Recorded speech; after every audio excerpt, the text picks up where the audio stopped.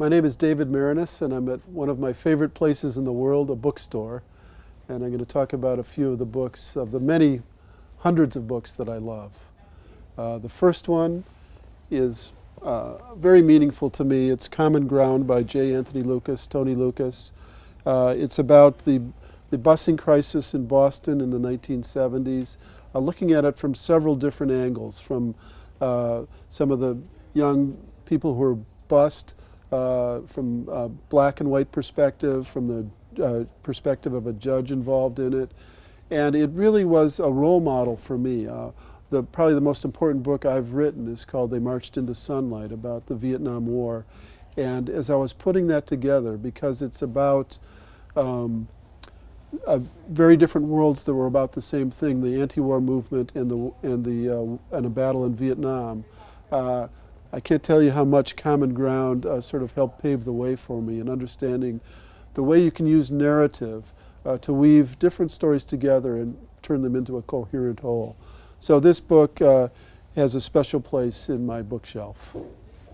When I was asked some of my favorite books, one of the first ones that came to mind was really sort of maybe the first book that I loved. And it was written in 1941. It's called Paddle to the Sea. It's about a little Indian boy in Minnesota who carves a tiny canoe with an Indian in it, and he puts it into the water, or on a mountaintop, and the snow melts, and it goes into a stream and a creek, and then into the Great Lakes. And it's a great way of learning the sort of geography of the Midwest, which is where my roots are. I was born here in Michigan and grew up in Wisconsin. And when I was a kid of about 7, I had my own little canoe, and I thought that it was Paddle to the Sea. I have grandchildren now, and I read them Goodnight Moon and all of the other wonderful books of childhood, but this was the first one that I loved, Paddle to the Sea. I don't read too much modern fiction, but there are a few authors that I absolutely love. John Updike is one, and Don DeLillo is another. And the book Underworld, in my mind, I could not keep it off any list because the first chapter of this book is the favorite writing I've ever read in my life. It starts in 1951 at the famous game between the New York Giants and the Brooklyn Dodgers, where Bobby Thompson hit the shot heard round the world. That in itself is a great milieu, but what DeLillo does is put all these incredible characters there: Jackie Gleason, Frank Sinatra, J. Edgar Hoover, and the kid who ended up getting the ball. And it just has such I can't even describe quite how evocative it is, and how much I learned about certain types of writing by reading that single chapter. The rest of the book is really good and wonderful, but that first chapter I read again and again when I'm just trying to get inspired. It just means so much to me. Another of my favorite writers of modern fiction is Richard Ford. You know, I am a middle-aged guy, a post-war baby boomer. Ford may be a few years older than me. I love reading about many other different perspectives on the world, but I might say that Ford comes as close in many ways to having a perspective that I feel very deeply of any of the modern writers. And so when I first read The Sports Writer, I said, I know this, and I know this guy, and it's really getting to some places that I find fascinating. This book is about an ex-sports writer in suburban New Jersey near Philadelphia, dealing with the death of his son, among many other things, and sort of trying to recreate his new life after that and after getting out of sports writing.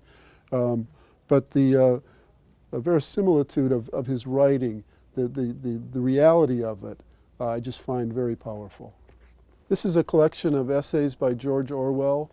Orwell is perhaps best known for his fiction, 1984 and Animal Farm. I'm not really wild about his fiction, but I think he's the greatest essay writer of all time. And I probably learned more from his writing about how to write with clarity and power than any other writer that I've studied. And so Orwell has always been a model for me in that way, particularly his essays. There's an essay called A Hanging which always resonates with me. It's about when he was in Burma with the British military police there, and he describes an Indian man who's a Burmese man who's about to be taken to his death for capital punishment for a crime he committed.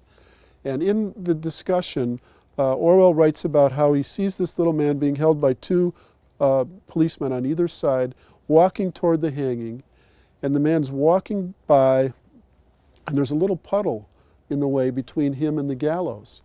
And he moves around the puddle. And in that moment, you feel the reality of a living human being responding naturally to an event, and he's about to die about a minute later. And it is the single most powerful statement against capital punishment that I've ever read, and he does it without ever saying a thing about it. And that is part of the power of George Orwell. Lush Life, Richard Price. Some of you might know Price because he writes some of the screenplays for the HBO series The Wire. He has that sort of gritty reality to his writing.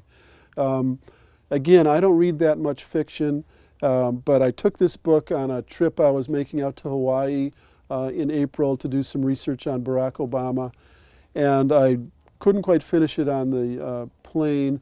And I loved this book so much that I was sitting in Kapiolani Park, this beautiful park in Honolulu, you know, on a beautiful spring evening with people playing soccer and looking at Diamond Head behind me. And I couldn't keep my nose out of this book, you know, which is about sort of cops and punks in Lower East Side of New York. It is so real. The dialogue is so powerful. That I felt that I was there. And so Richard Price is another one of my favorite authors.